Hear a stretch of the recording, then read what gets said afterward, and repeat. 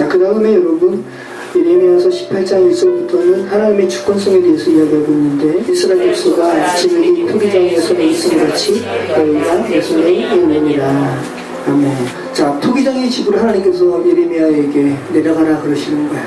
내려갔더니 흙이 토기장의 손에서 이렇게 무너진 거예요. 여기서 지금 뭐라고 표현했냐면 토기장의 손에서 터지매라고 표현했죠. 이 소하트란 말이거든요. 아주 상하게 되다, 부패하게 되다라는 말입니다. 쓸모없게 됐다라는 거예요.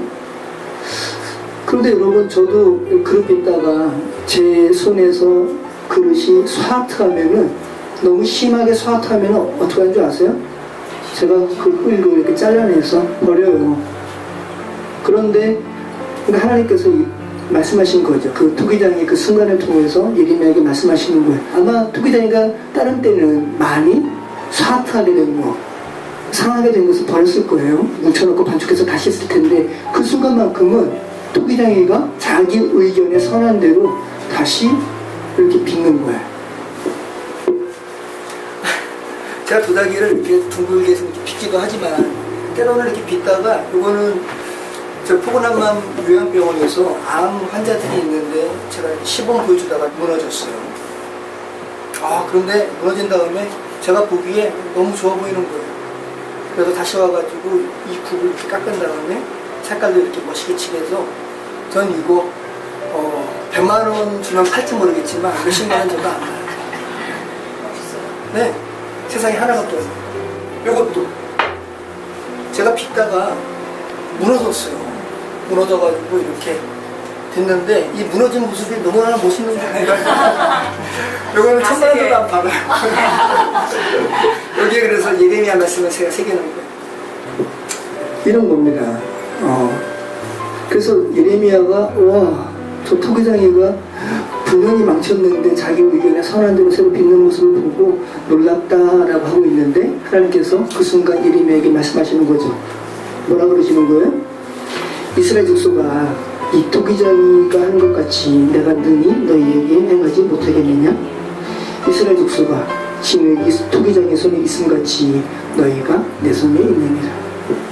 야, 너희 망친 것 같다고, 너희 인생 실패한 것 같다고 포기하지 마.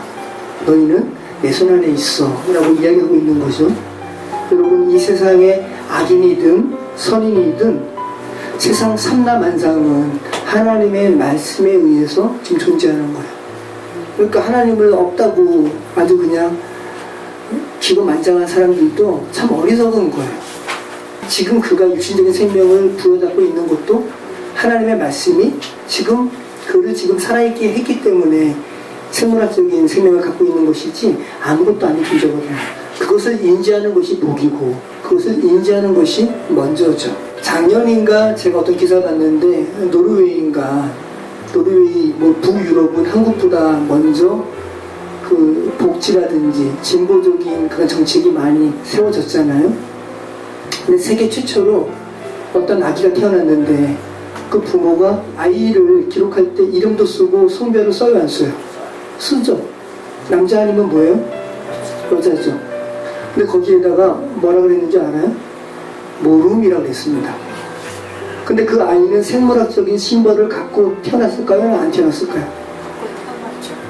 분명히 남자든 여자든 생물학적인 심벌을 갖고 태어났겠죠. 이 세상이 이렇게 악한 거라고요. 소위 자기의 성 정체성은 신이 부여하는 것이 아니라 내가 찾는 거지 라는 생각을 가지고 이 아이가 분명하게 생물학적인 심벌이 있음에도 불구하고 이 아이의 성 정체성은 자기 스스로 찾는 거지. 그렇기 때문에 부모된 우리 입장에서는 모른다고 쓰는 것이 이 아이의 인권에 침범하지 않는 거다라는 거죠.